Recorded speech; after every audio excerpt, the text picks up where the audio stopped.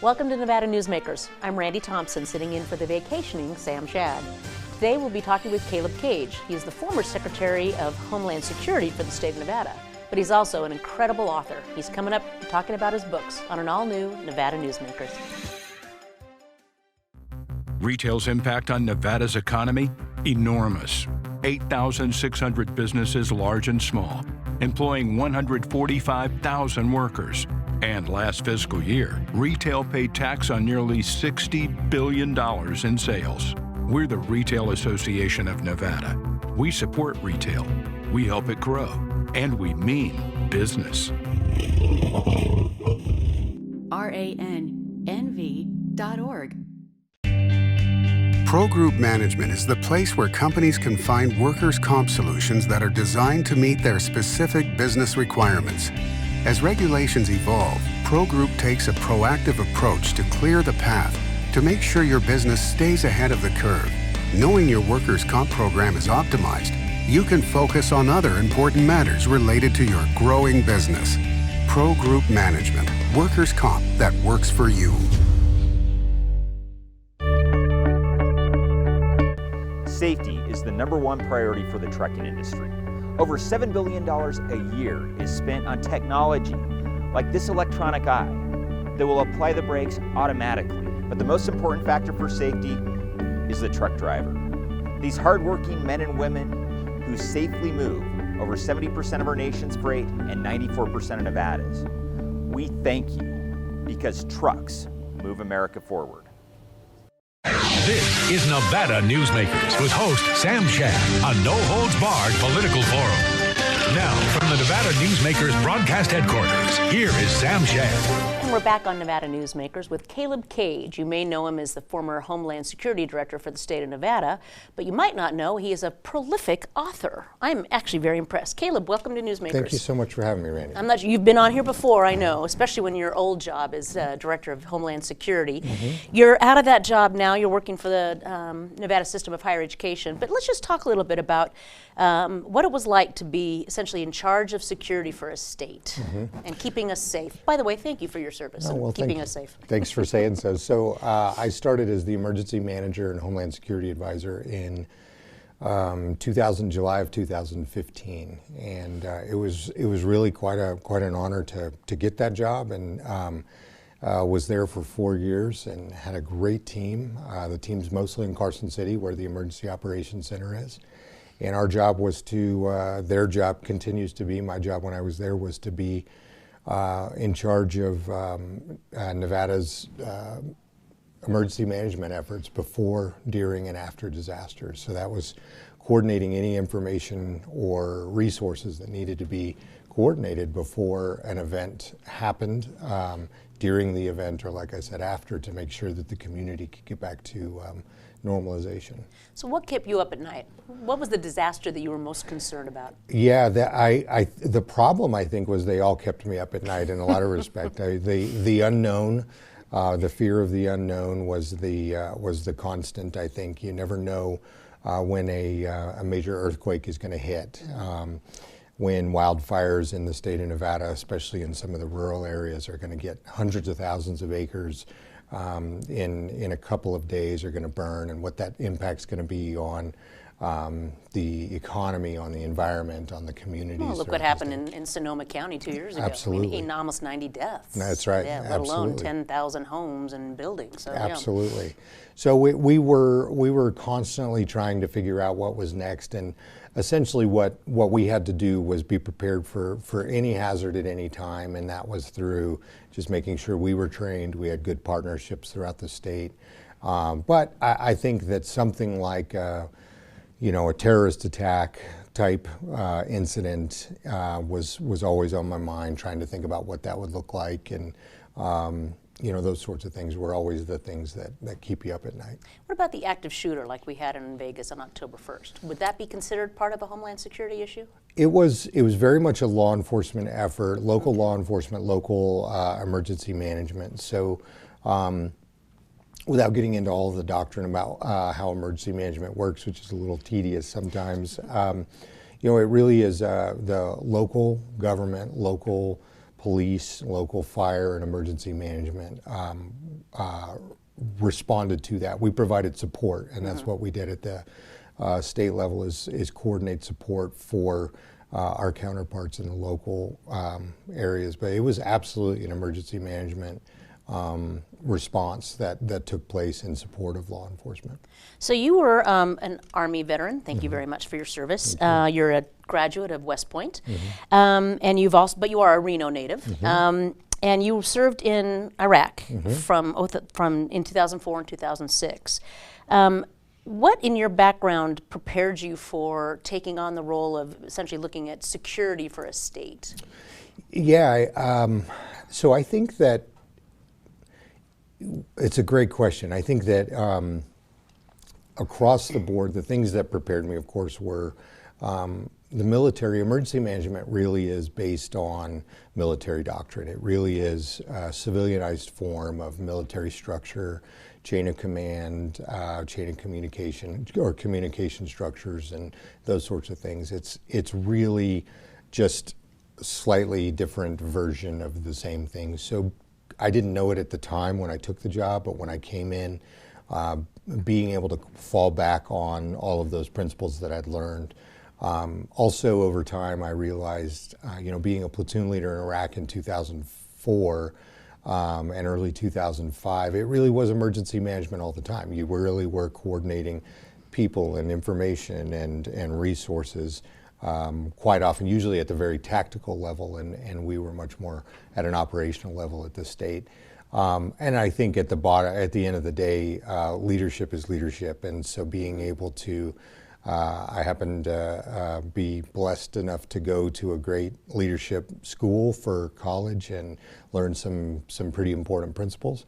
But I didn't. But I think I learned a lot more being emergency manager for 4 years about leadership and what it took to lead an enterprise of that magnitude throughout the state.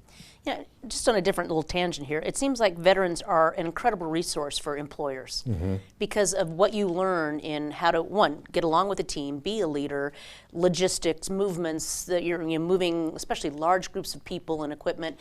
Do you think veterans kind of get underrated in the employee base nowadays? I mean, how do we get that word out that you guys are an incredible resource? So it's a point that when I was in a previous role before I was emergency manager, I was director of veteran services for a time in the state, and that's one of the things that we really promoted. We pushed the idea of the military is investing a large amount of money in training and instilling values and developing young men and women who are going off to serve in the military and their family members. And they are going and having these experiences and coming back to the communities across our state, across our country, and that they really are an asset for these communities because of what they bring, because of the skill sets they bring. Translating that is often difficult, but I found when we were doing our work back from 2010 to 2013, there was an awful lot of interest in hiring veterans. There was some transitioning that needed to happen in order to make sure that people were able to reintegrate into civilian society because it is kind of a culture shock when you return. But that was a big part of our message, and I think one of the more effective efforts that we pushed. Oh, that's great. Well, we're going to come back and talk about your books next. Right back on Nevada Newsmakers. Tamarack Junction is South Reno's hotspot with over 450 of the latest slots and video games. Sully's Sports Bar, the Dining Car Restaurant, William Hill Sportsbook, and the Tamarack Steakhouse and Lounge. We're just north of the Summit Mall in South Virginia. Yeah. Because of UMC, I'm putting my free time to good use.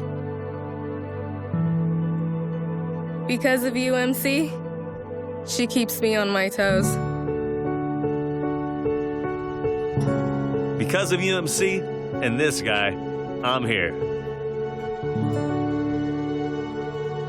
UMC, the highest level of care in Nevada. Hi, I'm Eric Robnett, owner of Home Energy Experts. Has this ever happened to you? Honey, did you remember to turn down the thermostat? Forgetting to set the temperature. Not fun. We can help. Our new smart thermostat keeps the temperature set for your comfort all by itself.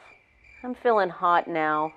To increase your comfort, go to homeenergyexperts.com for details. That's homeenergyexperts.com.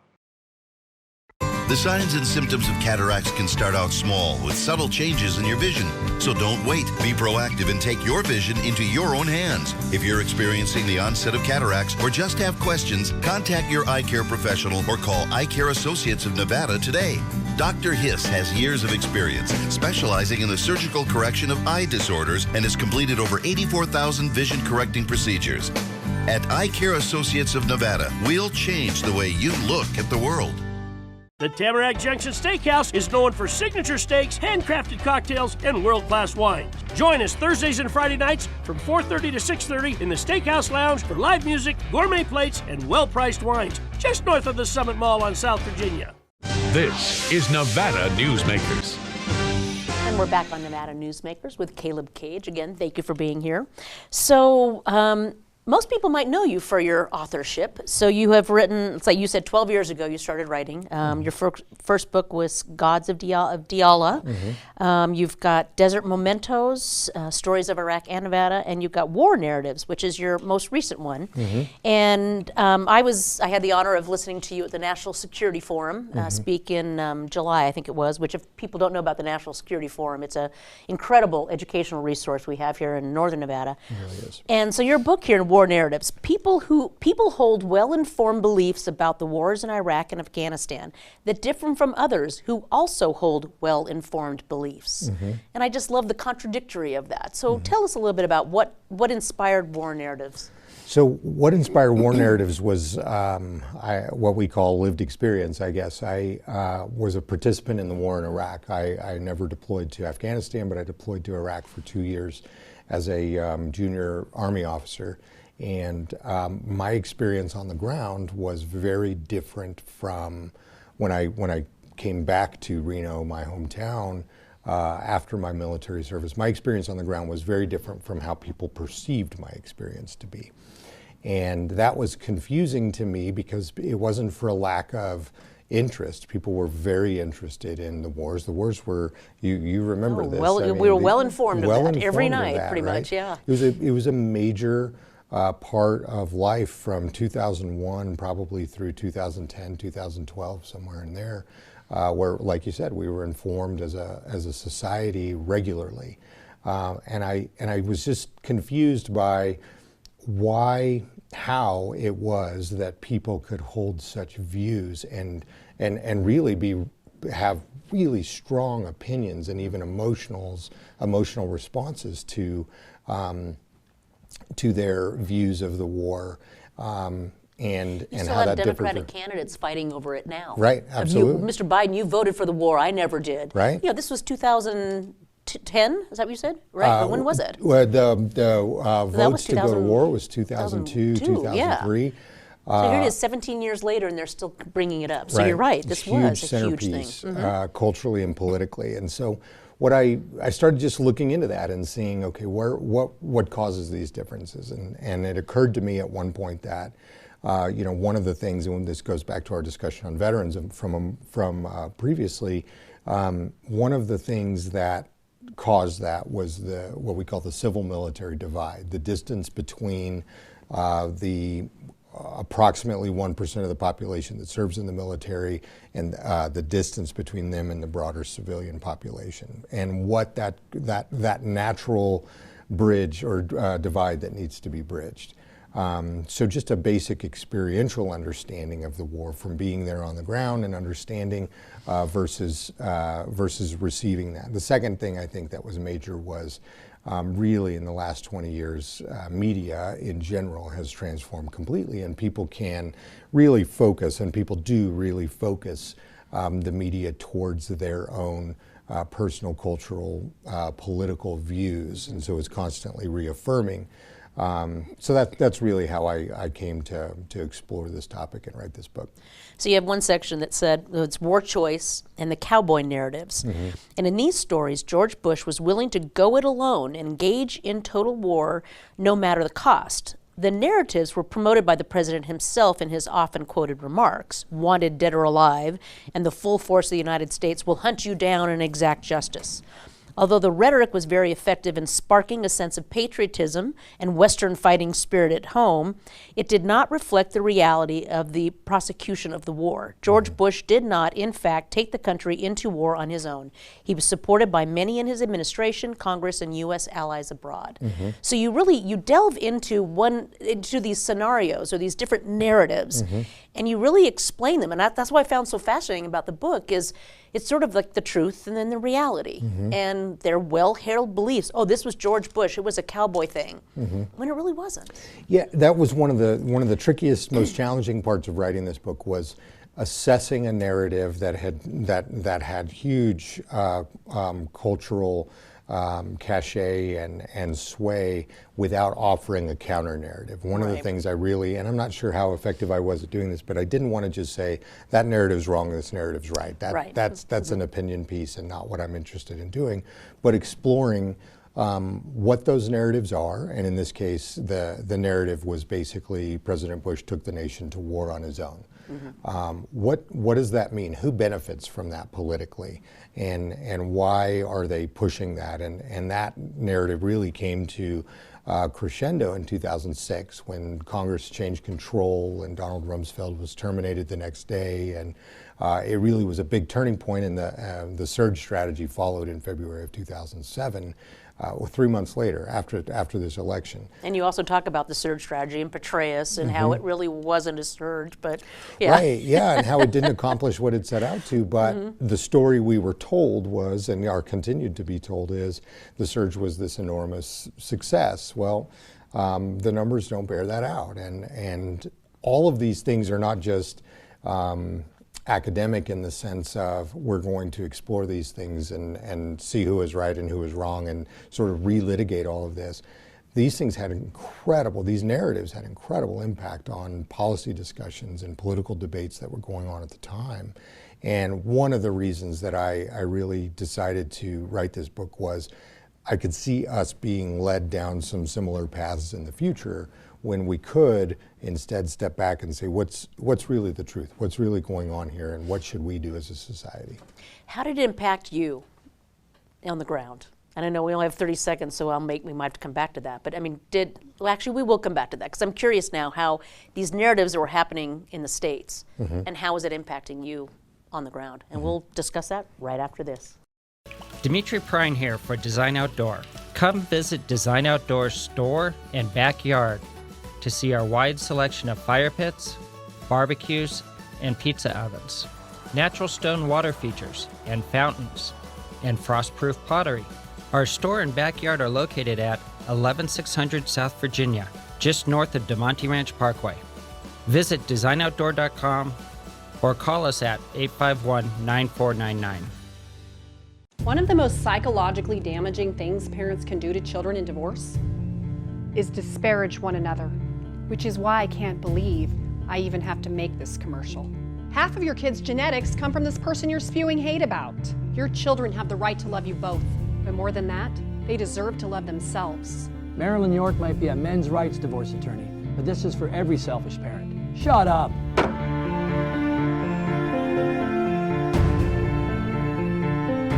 Hi, I'm Dave Newman. Remember me?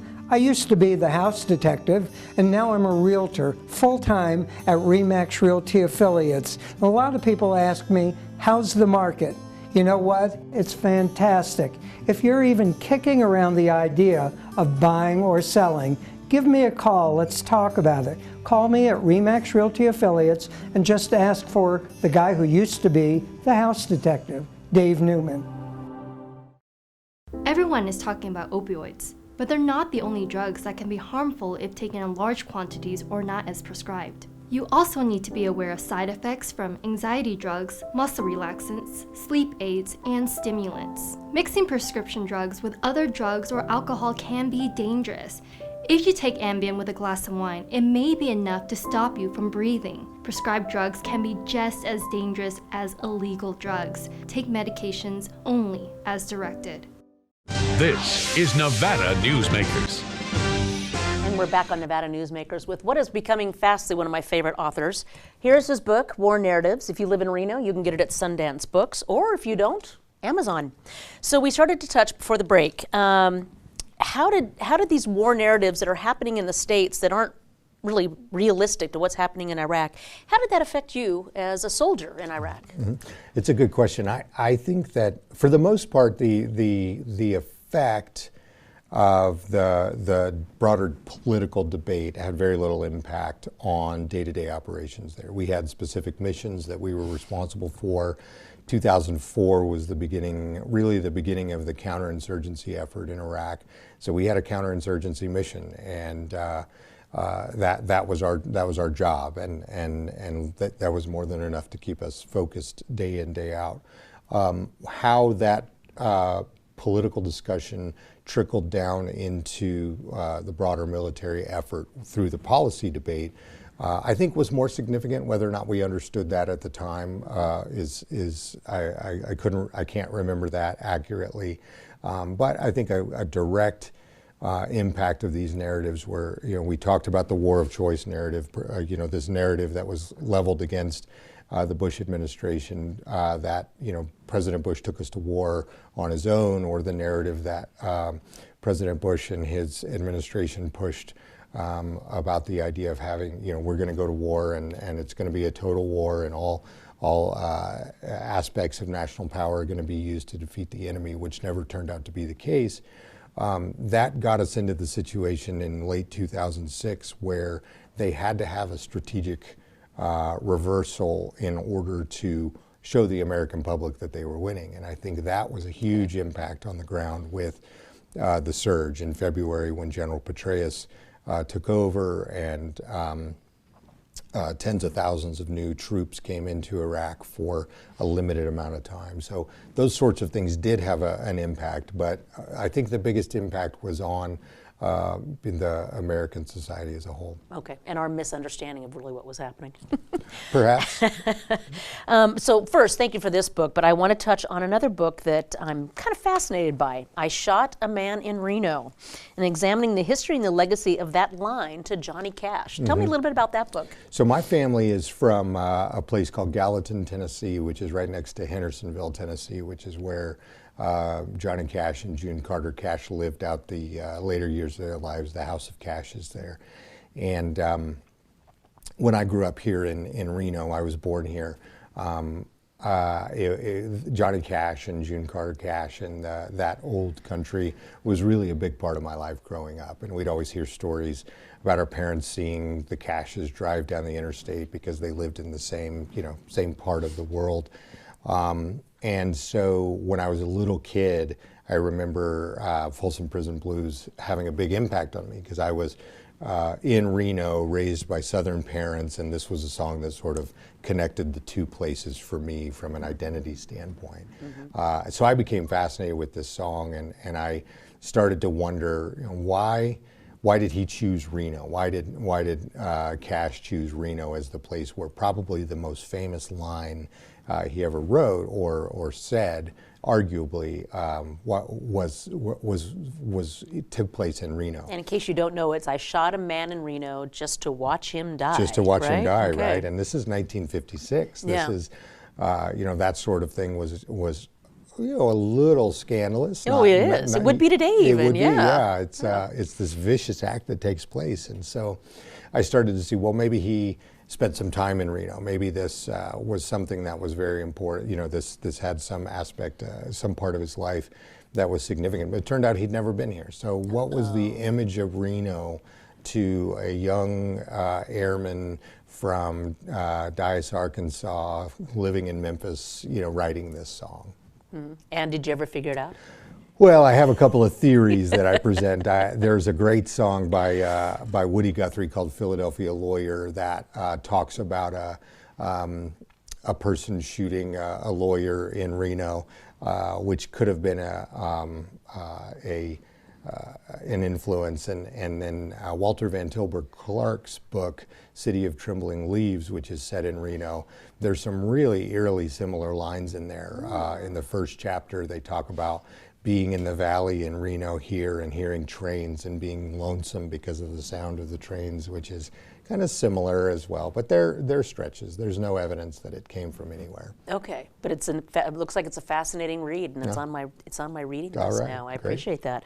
In your other book, then, Desert Mementos: Stories of Iraq and Nevada. That's another one. And what's the kind of the premise behind that? So that's a work of fiction. So it's a collection of 9 short stories that all have a connection between the war in Iraq and the state of Nevada. So it's a soldier from Nevada who's in Iraq, or the street names in Iraq that have been sort of falsely, fictitiously named after towns in Nevada, or that sort of thing. Funny.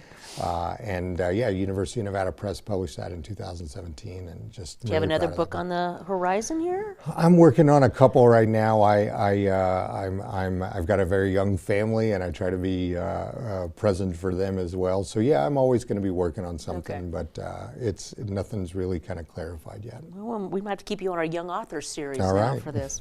Well, thank you for being here. I appreciate it. It's good to see you. And hey, check out Caleb Cage on Amazon as well as at Sundance Books. Thank you so much. We'll be right back after this. A bird's eye captures its surroundings at different heights. At Brian Culpa Photography, we can make your imagination soar over buildings, parks, cityscapes, and beyond. Brian's images tell the story and get the job done. If you need a new perspective to tell your story, contact Brian today. Brian Culpa Photography. Experience the bird's eye view at brianculpaphotography.com.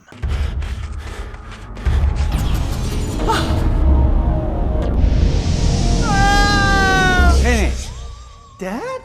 Are you learning? This place is great. Huh? You gotta try this. Wow, this stuff is great. People are gonna love it. Yes. Yes, they will.